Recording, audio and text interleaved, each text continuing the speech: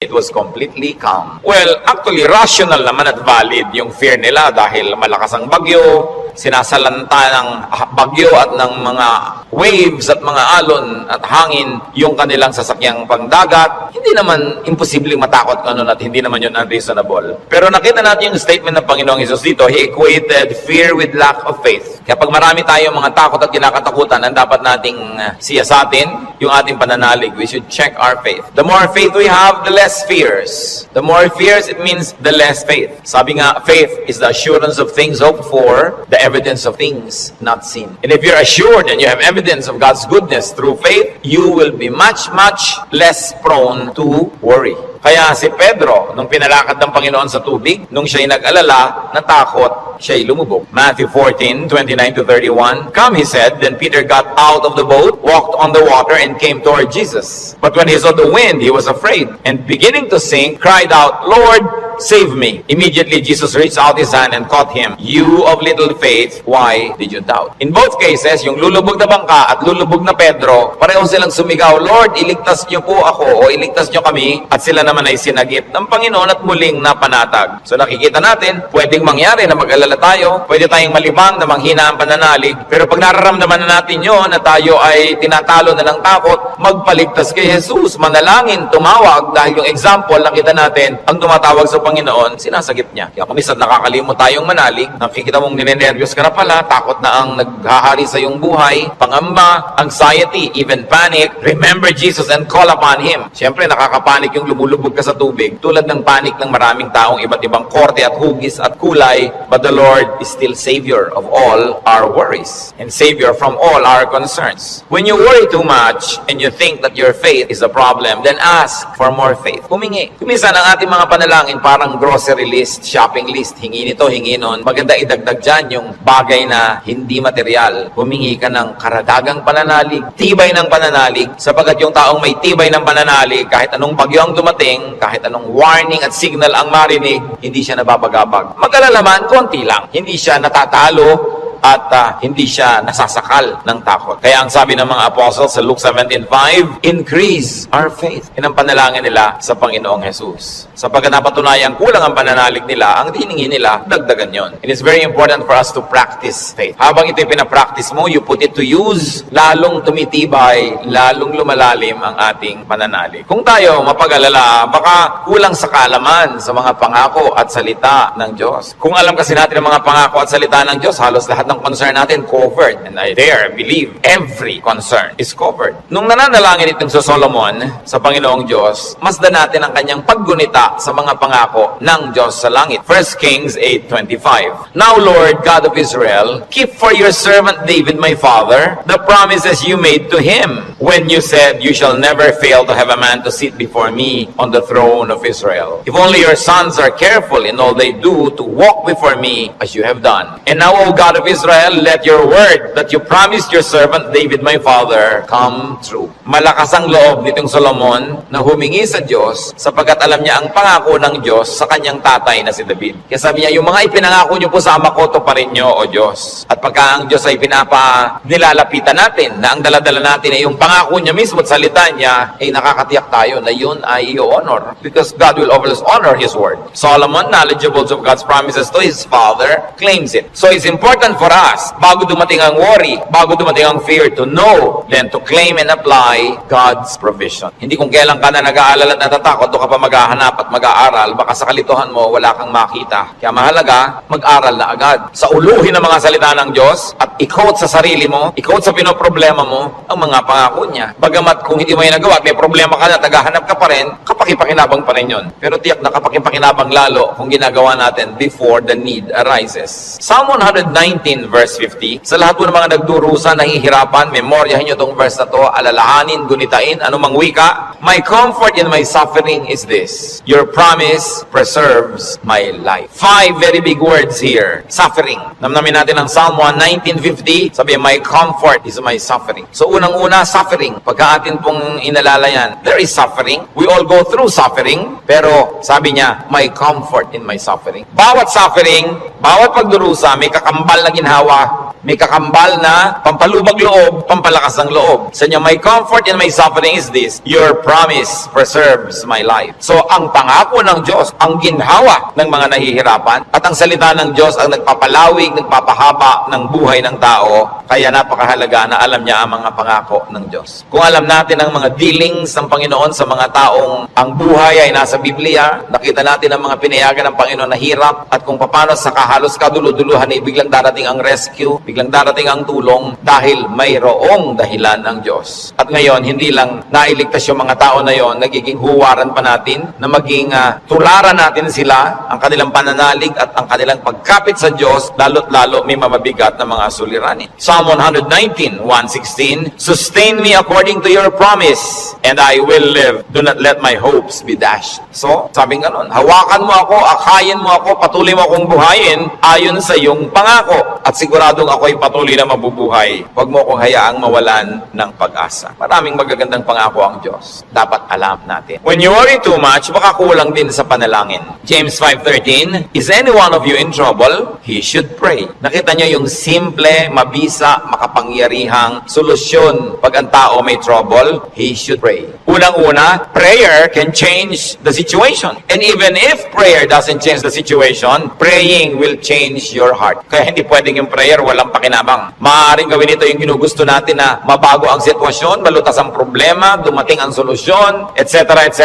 O kaya hindi man ganon, na bago naman ang pananaw natin, na bago ang ating pag-iisip, ganun pa rin ang bunga, tumahimik ka. Ang mahalaga naman sa tao yung payapa siya. Yung tahimik ka kahit may problema, kahit nga hindi masolve yan, tahimik ka pa rin. Daig mo pa yung nasolve yung problema, pero magulo pa rin siya ang isip niya. Kaya ang mahalaga yung kalooban. At napaka-importante nito mga kapatid, tandaan natin, hindi ninyo kayang kontrolin ang mundo. Hindi ninyo kayang kontrolin ang global warming. Hindi nyo kayang kontrolin ang earthquakes. Hindi nyo kayang kontrolin ang mga political turmoils. Hindi nyo kayang kontrolin maging sakit. Pero kaya yon ng Diyos. Kaya pag ipinapanalangin mo at inilalapit, ang laki-laki ng nagiging inhawa mo dahil alam mong alam yun ng Diyos. At kung gusto niyang baguhin yun, sinong makakapigil sa Kanya? At kung hindi niya binabago, meron siyang magandang dahilan. Manalig ka na magandang kanyang dahilan kahit kung minsan hindi naabot ng iyong isip. Pero eto pa, kung hindi mo makontrol ang mga bagay na yan at hindi kinontrol ng Diyos para sa kagustuhan mo, meron ka pang pwedeng kontrolin, kapatid, yung kalooban mo. Pag pinili mong manalig, pinili mong sumamba, at pinili mong pumanatag sa salita ng Diyos, hindi ka tatablan ng pinoproblema mo. Kaya laging kapaki-pakinabang ang pananalangin. So you always pray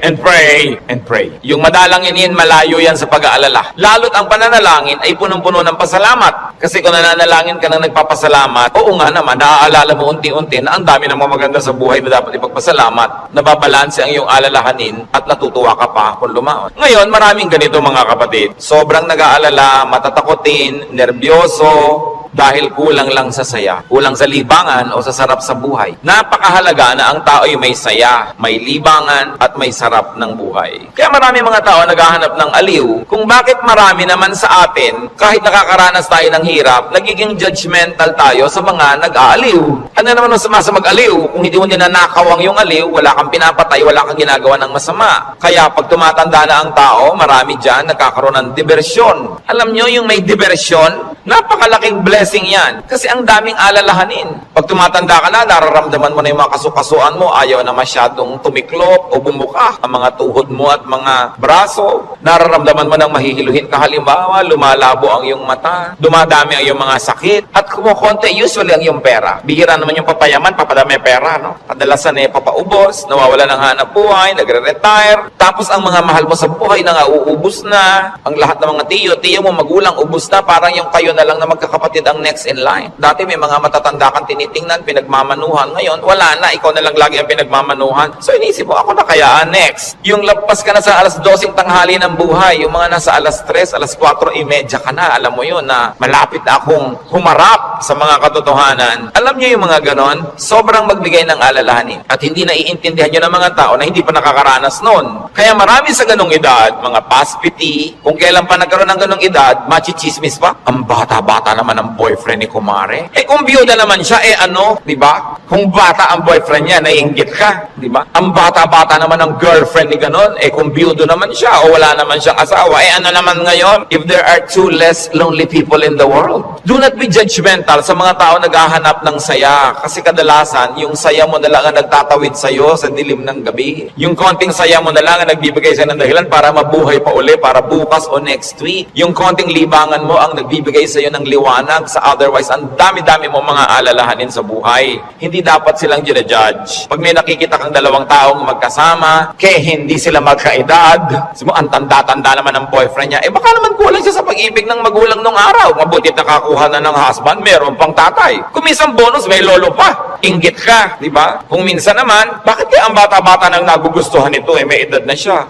Kung puro kapwa matanda niya ang nakikita, ang pinag-uusapan laging arthritis, blood pressure, blood sugar, mga katarata, glaucoma, nakaka-depress. Kaya kung minsan masarap kasama yung bata na walang iniisip ng mga alalahanin, puro happening at gimmick ang naiisip, nalilimutan mo mga problema mo. At yung problemang hindi nasosolve, malaking bagay, kung nalilimutan man lang kahit sandali, because you keep your sanity and you keep your cheerfulness. Mga kapatid, huwag tayong killjoy sa mga taong humahanap ng ligaya. Kasi hindi nyo naman papaligayahin Halimbawa, yung nanay nyong byuda, may boyfriend. Mano, byuda naman. Bakit sasamahan mo ba siya pag gusto niyang manood ng TV? Sasamahan mo ba siyang manood ng sunset? Hindi rin naman. Busy ka rin sa sarili mong asawa at mga anak. Tapos pinagkakaitan mo yung nanay mo, yung tatay mo ng kaligayahan. Ang mga tao kasi, maraming dala, maraming problema. Matuwa tayo pag nakakakita sila ng konting itinatawid sila sa ganong mga hirap. Pasalamat ka na hindi na nga ikaw ang magtatawid at hindi na ikaw yung kailangang laging nandoon. People have needs. Kaya kailangang maging maunawain. Kaya kung marami tayong mga alalahanin, baka kulang ka lang sa entertainment. Hindi naman masama yung entertainment basta wala kang binibreak na law of God. Kumisa kasi yung mga relihiyoso kung bakit galit na galit sa mga tao. Hoy, alam mo, Christian na Christian si nakita ko siyang nagbingo.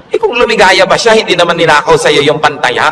So, marami magtatanong niya sa akin and marami will feel uncomfortable. But, lalo yung mga may edad na nating mga nanay, mga tatay, kung ikaliligaya nila, diba, kakausapin mo ba yan sa haba ng mga kwento? Hindi naman lagi. Basta't walang nananakawan at hindi ka naman naghahangad, gusto mo lang malibang. Kung gusto ng Panginoon, tayo ay magkaroon ng buhay na masaya. Si Elijah, propetang-propeta, natalo ng lungkot, gusto tuloy mamatay. 1 Kings 19:3-5. Elijah was afraid and ran for his life. When he came to Beersheba in Judah, he left his servant there, while he himself went a day's journey into the desert. He came to a broom tree, sat down under it, and prayed that he might die. I have had enough, Lord, he said. Take my life. I am no better than my ancestors. Then he lay down under the tree and fell asleep. Nakita niyo ang problema niya, natatakot siya, nagtatakbo siya, napagod, tapos iniwan pa niya yung assistant niyang lalaki, nag-isa siya maghapon, magdamag, sobrang nalungkot, na-depressed tuloy, pinaghahalo-halong gutom, pagod, gusto tuloy mamatay. Pero nung ginising ng anghel, pinakain, pinainom, pinatulog uli, ginising, pinakain, pinainom, pinatulog uli. Sumaya na naman, tuloy na naman ang ministry niya. Mahalaga, nakakatawid ka sa difficult days. Ecclesiastes 2:24, a man can do nothing better than to eat and drink and find satisfaction in his work. This too I see is from the hand of God. Nakita nyo, mapakahalaga kay Solomon i-emphasize na sabi niya, yung pagkain, pag-inom, pagsasaya, galing din yan sa Diyos. Bakit niya idinidiin? Kasi akala ng iba, ang galing lang sa Diyos, tini, krus, pasakit, kalbaryo. Ganun. Kung kailangang danasin yon, danasin. Pero hindi laging ganun ang kalooban ng Panginoon. Gusto niya tayo na mag-enjoy. At sinabi, to find satisfaction in all His work. Not in somebody else's work, not in somebody else's fruits, but in someone's work. In other words, kung nasan ka ako, anong ginagawa mo, doon ka umimbento ng saya. Doon ka humanap ng ikaliligaya mo. Sapagkat yun ang doable,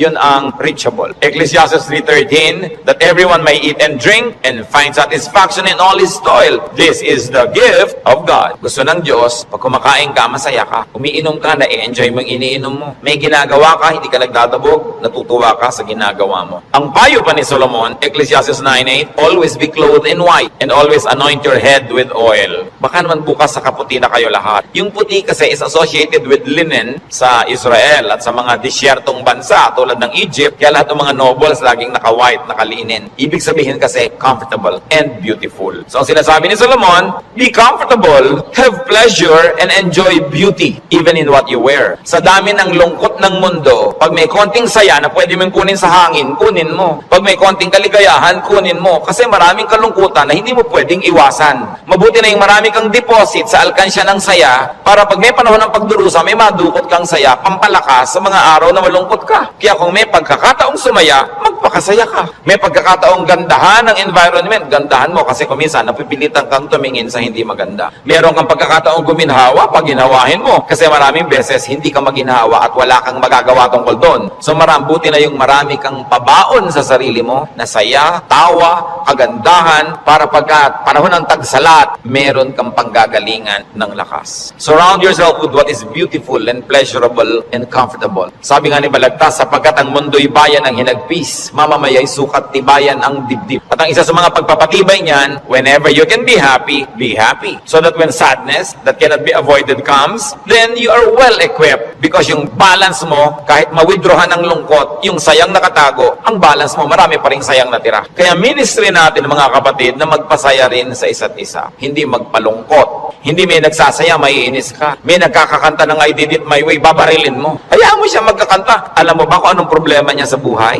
Baka kailangan niya ang kidney transplant. Baka yung asawa niya may cancer. Baka ang mga anak niya walang pangmatrikula. At gusto na niyang tumalon sa ilog na walang tubig dahil El Nino. Kaya ang laki ng problema. Tatalo ka sa ilog, di ka malulunod. So malaking problema yun. So kumanta na lang siya ng I did it my way kahit wala sa tono. Babarilin mo pa. Surviving na nga yung tao. Marami sa atin, they're just trying to survive. Kung minsan nagdadamit ng akala mo payaso o Santa Claus o snowman, hindi mo siya maintindihan. Pero kung nagpapaligaya ba sa kanya, hindi naman ninakaw sa iyo yung suit niya, anong paki mo? Hayaan mo siya, masaya siya. Hindi natin dapat ginadjudge yung kapwa according to our standard. Ako, hindi ko isusuot yan. Eh siguro, kontento ka sa buhay mo ngayon, masaya ka. Iba kami hinahanap siyang ligaya na hindi mo naman ibibigay. Eh ano ngayon kung gano'n ang suot niya? Mahalaga sa spiritualidad, ang tunay na spiritualidad, ang bunga niyan mga kapatid, kabaitan sa kapwa. Kung hindi ka mabait, kahit sa ulo mo yung buong Biblia, sayang lang. Para ano? When you worry too much, baka sobra ka ng pakikinig sa balita, bad news. Yung makinig sa balita, manood ng primetime TV, garantisado lulungkot ka kung hindi ka mawawala ng ganang kumain dahil oras ng hapunan. Babae, tinadtad, sinigan, inilagay sa drum, nilagyan ng semento, hinulog sa dagat. Gusto niyo bang panghimagas yan sa inyong paghahapunan? O kaya appetizer, kung late kayong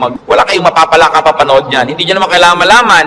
Nananakot lang para bumenta. Siyempre, because bad news is good news in journalism. Ibig sabihin, papansinin ng tao. Pag nagpapakinig ka sa mga El Nino, La Nina na yan, mga earthquake, takot ang aabutin mo, may magagawa ka ba dyan? Ikaw ba si Bernardo Carpio? Sige, pigilan mo ang paggalaw ng lupa para huwag lumindol. Kaya mo ba yan? So yan ang mga takot na hindi mo naman kailangang entertainin. Kasi wala ka naman magagawa tukol dyan. Kaya manalangin ka. Yan sabi, pray, pray, pray.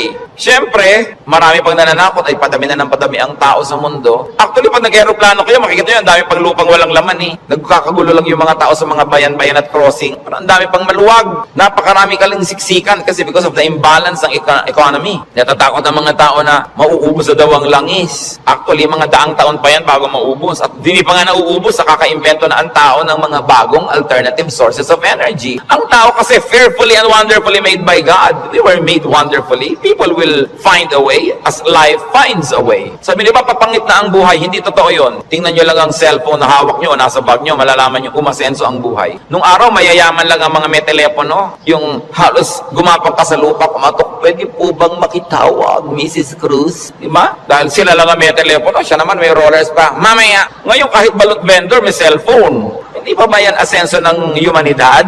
Ang mga pharaoh, ang mga Roman emperors, ngayon nahuhukay mga bangkay nila, simpleng abscess lang ng bagang namatay. Appendicitis namatay. Eh ngayon, routine na lang yan. Diba? Routine. Ang dati nating presidente, Manuel Quezon, namatay sa tuberculosis. Ngayon, nagagamot na yan. In other words, nag-i-improve ang science, nag-i-improve ang technology. Natututo tayo ng green architecture, green lifestyle. Sabi natin, parumi ng parumi ang mga ilog, buti man ng araw na malilinis ang ilog natin. Lilinis din yan kasi magigising din tayo sa katotohanan na walang kwenta ang maruming ilog. Yung dating kirumi-ruming ilog sa Singapore, ngayon ang linis-linis na, ang dami na uling isda. Ganon din naman sa Stockholm, sa Sweden. Sa gitna ng city, ang linis ng ilog, may mga nangingisda at kinakain nila yung isda. Dati daw yung parang Pasig. In other words, ang tao kasi natututo. Matututo at matututo. Di mag-a-adjust tayo eh. Nagkakaroon ng maraming research sa siyensya. Di ba kahit nga ngayon 70, mukhang 30. Napapahaba ang kabataan para mag-enjoy pa ng maraming bagay. Yung mga kulot kulot ngayon, gusto mo tuwid ang buhok mo, bukas tuwid. Gusto mo kulot ulit next week, kulot. Maraming nagagawa ang tao. Ang pagkain, nung araw nga, bago ka makakain ng palitaw, kailan magigiling ka pa ng malagkit, mga 3 oras mong ginigiling-giling sa bato. Ngayon, punta ka sa Via Mare, mamimili ka ng lahat. Parang piyesta araw-araw. Maraming tao nung araw, pagka piyesta lang nakakakain ng lechon o kaya ng karne. Kasi hindi naman available. Pero ngayon, pipiliin mo pa, puro leg ba, puro likod, puro napipili. Ang trend ng buhay, pag tinan nyo mga kapatid, papaganda. Huwag kayo nawawala ng pag-asa at huwag kayo nagpapalungkot dyan kasi God is in control.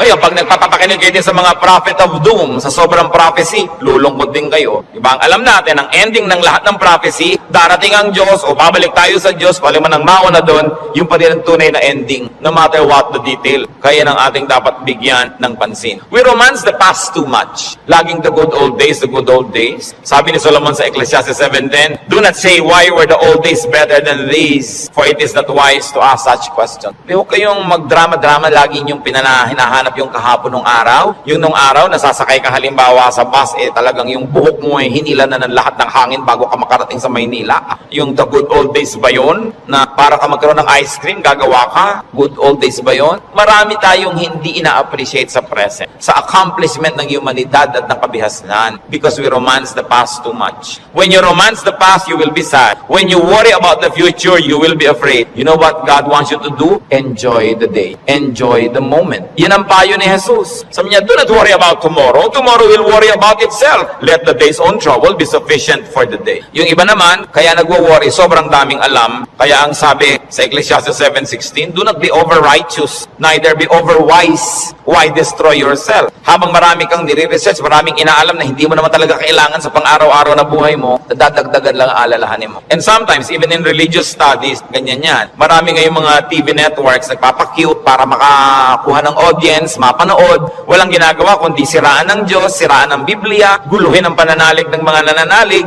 Tapos pag naman nanood ka ng nanood, nakinig ka ng nakinig, ang ending mo ngayon, malilito ka. Hindi ka ngayon makatulog. Anong bunga nun sa'yo? So huwag mo nalang panoorin. Tahimik ang pananalig mo, peaceful ka, that is a gift from God. Do not permit the enemy to disturb you. Kaya sabi, why destroy yourself? Don't be overwise. Alam niyo yung pagiging wise, it's a very difficult and a very high calling. Kaya mga tinatawag ng Diyos na maging mga philosopher, maging mga prophets, maging mga mangangaral, mahirap yun. Kasi pag lumalalim, tumataas ang iyong alam, nagiging vulnerable ka to so many anxieties and fears. You become vulnerable to a lot of isolation and sadness. Kaya nga yung mga tinawag ng mga special people to be God's channels of blessing and wisdom to others and to the multitudes. That's why we privilege them with respect. We privilege them with a lot of things. Kasi ang pwede lang nating isukli sa ating mga propeta, sa ating mga mangangaral, sa ating mga philosophers, ang pwede lang nating isukli sa kanila, pagmamahal, pag-ibig, pagrespeto, kasi dinadanas sila ang maraming hindi na natin dinaranas. Sa kanila ibinubunyag ang mga malalalim, mahihiwaga at mahihirap na mga bagay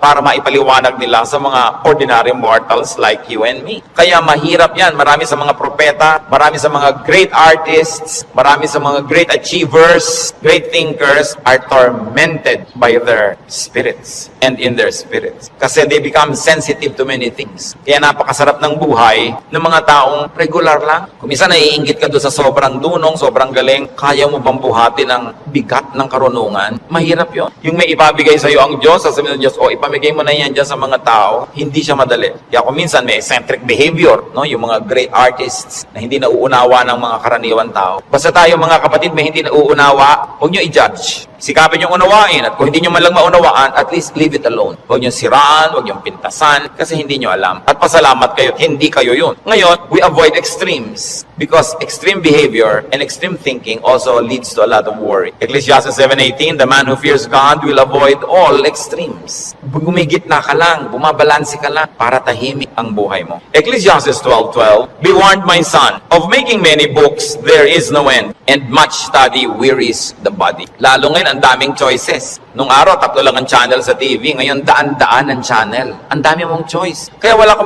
ng mabuong programa. Marami ka kasing choice. Nung araw, pagkahapon, basta mga aninong gumagalaw, yun lang ang mapapanood mo. Mga lumang pelikula. Wala ka ng maraming choice. Kuminsan, tahimik pa yun eh. Umorder ka sa restaurant ng tea. Nung araw, pag umorder ka ng cha, itong cha, ano pong tea? Ang daming tea. Alam niyo, mamahit 100 yung papapiliin sa inong waitress. Pagkatapos papapiliin ka pa kung hot o cold. Tapos papipiliin ka pa kung natural o ganit. May sugar o o without. Pag may sugar, natural sugar, coco sugar, ang dami pang sugar. O huwag na nga, tubig na lang. Ang daming choices ng pati ng soft drinks. Gumugulo tuloy. Bakit natin ito binabanggit? Mga kapatid, kung tahimik na ang inyong kalooban sa pananalig niyo sa Panginoon, huwag niyo nang guluhin ng kung ano-ano pa mga ideya. Walang mapapala. Ang kaluluwang palipat-lipat, papalit-palit. Sabi ni Solomon, tigilan niyo na yung kababa sa sobra. Sabi ko noon, mapapagod ka lang, matutuyo ang iyong lakas. Sabi ko noon, hindi matatapos yan. Ang ending din naman, haharap ka sa Diyos eh. Kaya kung tahimik ka na, payapa, huwag ka nang pagulo pa. That's why prophets and philosophers and thinkers and teachers are burdened. And the only thing we can give them is to privilege them with respect. Sabi sa Ecclesiastes 5:12, the sleep of a laborer is sweet. Read laborer as simple man. Yung unscholarly man. Sabi ko noon, mas madaling sumaya pag mababaw ka. So huwag mo nang masyadong laliman. Kasi baka walang humukay, para kang nagtago na wala naghanap, lalabas ka rin. Mahirap. Pag may mga mababaw dyan, ang saya naman nila, mabuti pa sila. No? Yung konting, ay hangin. Hangin lang tumatawa. Kesa naman ang tali-talino mo, wala na makapagpatawa sa'yo. Mas mahirap yun. When you worry too much, baka kulang ka lang sa food or drink or chemical balance. Tulad ng pinag-usapan natin. No? Kaya yung propeta, pinakain ng anghel sa 1 Kings 19:7-9 at guminhawa na siya nung siya kumain at nakainom. Baka sobra ka nagda-diet, kulang ka na sa vitamina, kulang ka na sa minerals, kulang ka na sa nutrients, kaya ka pala malungkot. Ang bewang mo nga, di ba? Ang liit-liit, pero ang lungkot mo naman, nakatingin ka at nakatulala, no? Sa kawalan, di bali nang lumaki ang bewang mo. Basta masaya ka. Ang mahalaga yung kalooban mong masaya ka. Kasi ang buhay maiksi. Alam nga namang ubusin mo pa sa lungkot yan. Kailangan i-maximize mo yung saya. Kaya si Timothy na laging sinisikmura, sabi sa kanya ni Paul sa 1 Timothy 5:23, stop drinking only water and use a little wine because of your stomach and your frequent illnesses. So kulang siya sa chemical balance. Binabalanse. The Lord Jesus' prescription against worry, Matthew 6:26-34. Sabi niya, look at the birds of the air. They do not sow or reap or store away in barns, and yet your heavenly Father feeds them. Are you not much more valuable than they? Who of you by worrying can add a single hour to his life? So, ba't ka nag-aalala? Kita mo yung mga ibon, hindi naman yan nag-agriculture, pero pinapakain, buhay din yan. Mas mahalaga ka kaysa ibon. Kaya ang unahin mo, manalangin, lumapit sa Diyos, manal. Tapos marami ka pang ibang alalahanin, etc., etc. Kaya sa verses 26-34 ng Matthew 6, sabi ng Panginoong Jesus, and why do you worry about clothes? See how the lilies of the field grow. They do not labor or spin. Yet I tell you that not even Solomon in all his splendor was dressed like one of these. And if that is how God clothes the grass of the field, which is here today and tomorrow is thrown into the fire, will He not much more clothe you, O you of little faith? Sabi, ba't ka nag-aalala kung ano isusuot mo? Mga little things pa yan. Kasi yung damit dyan, symbolic of all other things. Food and drink, symbolic of all our needs. Plus what to wear. Sabi niya, nakita mo yung mga damo. Hindi naman gumagawa ng tela yan. Hindi yan naggagawa ng damit. Pero kahit si Solomon, sa kanyang kayamanan, hindi nakapagbihis tulad ng magagarang damo na yan. At kung yung mga damo na buhay ngayon, bukas ay tuyot na at sisiga na lang, ay dinadamitan ng Diyos ng maganda, ikaw pa kaya ang pabayaan ng Diyos? So pag nag-aalala tayo, tumingin ka sa lumilipad na ibon, kaya dapat hindi tinitirador ang ibon dahil anong titingnan mo kung walang lumilipad? No? Hayaan nyo silang magliparan dyan. At tumingin ka sa damo na maganda, tumingin ka sa isda na maganda, tumingin ka sa lahat ng magagandang likha ng Diyos, ikaw pa kaya ang hindi alaga?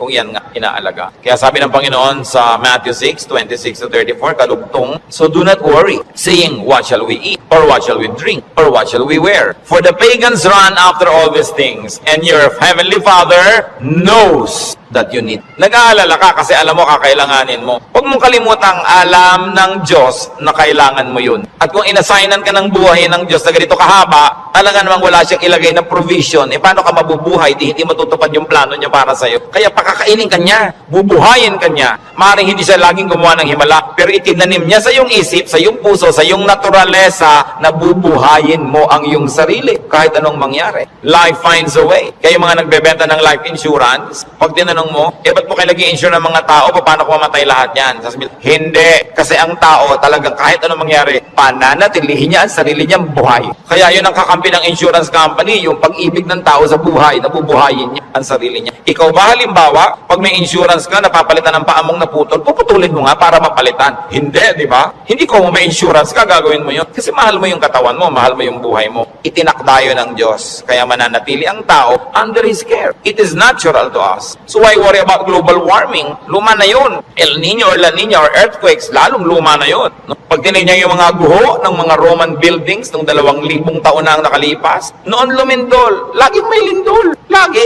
Buhay pa rin ang buong humanidad. No? May mga nasasalanta, pero marami pa rin nanatiling buhay. At as we always say, earthquakes don't kill, but bad buildings do. Kaya nga nagkakaroon ng kapabayaan yung mga tao. Kumisan, pahamak tuloy. Yung mga earthquake na yan, noon pa yan, unang panahon pa. Hindi na yan bago. Sabi sa Ecclesiastes 1:9-10, what has been, will be again. And what has been done, will be done again. There is nothing new under the sun. Alam na yan. Nagkaroon lang kasi ng pangalan niyang El Nino kaya naging warriors tayo. Nung araw kasi na unang panahon, hindi umuulan yung mga tao magpoprosesyon sa mga bukid para umulan. Nangyayari na noon. Pero may bukid pa rin, may tao pa rin, dumadami pa nga. Is there anything of which one can say, look, there is something new? It was here already, long ago. It was here before our time. And if it was here before our time, it was God designed, God ordained. It is in accordance with God's will. And if God promises that He will take care of you, and He knows the natural things that will happen, God knows how to take care of His people. Yun ang dapat natin panghawakan. Hindi ka padala sa takot, sa mga sensational news. Kapatid, kung ano man ang pinoproblema mo, nandyan na yan, matagal na. Inilagay yan dyan ng Diyos. O kung hindi man,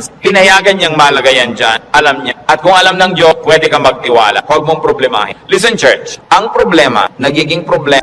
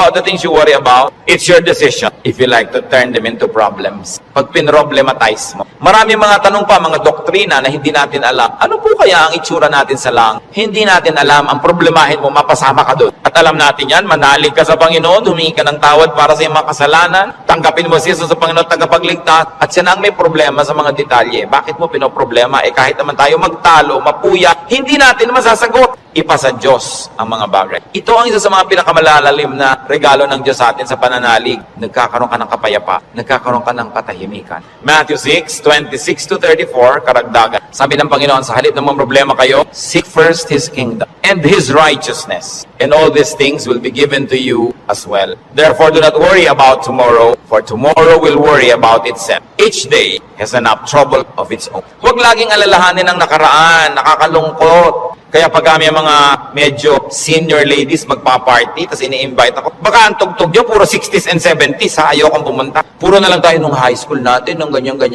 Wala na ba tayong future? Puro past na lang ang pinag-uusapan. Kaya kung minsan nakakatamad na rin umatin ng mga high school reunion, walang pinag-uusapan kundi yung nakaraan. Mahalaga ang tao, engaged niya yung today, hopeful siya about tomorrow, may mga plans siyang pinag-uusapan, hindi puro past, hindi puro lungkot. Kasi sayang ang isang araw na inubos mo sa lungkot, pwede mo namang pasaya. Okay, maganda rin naman kumisang makinig ng mga lumang tugtog, mag-alala ng kahapon, pero huwag sobra. Because when you romance the past, you will be sad. Marami pa tayong, kaya hindi pa tayo kinukuha ng Diyos, may today pa, para mabuhay tayo today. At yung buka, hawak niya yan, hindi natin hawak. So, huwag yung agawin sa Kanya. Kaya nagiging mabigat, inaagaw niyo sa Diyos yung pagbuhat sa past. Pero yung today, kayang-kaya nating hawakan sa tulong ng Diyos kasi ibinibigay niya sa atin yung today. So sabi niya, ang alalahanin mo lang yung today. May maiinom pa po kaya tayo, Pastor, sa 2020. Ang layo pa noon. May tubig ka ba sa bahay mo ngayon? Meron po. Masaya ka na. Bukas, lalagyan ulit yan ng Diyos. Sabi, give us this day our daily bread. Bakit mo lulutasin yung problema ng isang buong buhay sa isang araw? Yung lakas mo para lang sa problema ng araw na to, inuubos mo sa napakaraming araw na problema, kaya kinakapos. Pero lahat ng problema sa araw na to, kasya ang pagpapala ng Diyos sa araw na ito. Kasya. Humihirap kasi yung blessing today, hinahati mo para sa problem tomorrow. Yung problem tomorrow, may kasamang blessing niya yung nakakambal. So, yung ngayon ang atupagin mo sa buhay. Hindi ibig sabihin na hindi ka na magpaplano ng future. Nagpaplano ka generally, but you don't get obsessed with that. But don't fail to live the moment, to savor the moment, because it will never happen again. Alam nyo, kahit anong iniintay nyo, pag wala kayong ginawa kundi hintayin nyo, ganun lang pala, sandali lang tapos. Araw ng kasal, anibersaryo, fiesta, event, ang tagal mo pinaghahandaan, tapos sandali lang natapos, sasabi, ay tapos na. Marami kasi, nahihirapan silang ihanda yung darating pa, pero pag nangyayari na, they are too busy trying to be perfect, hindi nila na-enjoy. Tapos na. Wala na, lugi na sila. So enjoy the moment. Pag kami ikinakasal ako, may ibinubulong akong gano'n. Minsan may tinatanong sa akin, ano po yung ibinulong nyo, Pastor? May mga pakialamera kasi pati ibinulong mo, tinatanong. Sabi ko, wala. Sinabi ko lang, pagkakainan na, kumain kayong mabuti. Huwag kayong mag-entertain ng mga bisita. Tayo kayo ng tayo. Kasi this is your first meal together as husband and wife. Enjoy it. Stop being warriors and perfect hosts. Enjoy your meal. Ito yung meal, enjoyin. O, debo mo ngayon, enjoyin mo. Huwag mo nang isipin na kung anong bagay kasi mamaya tapos na yan. Dapat ine-enjoy.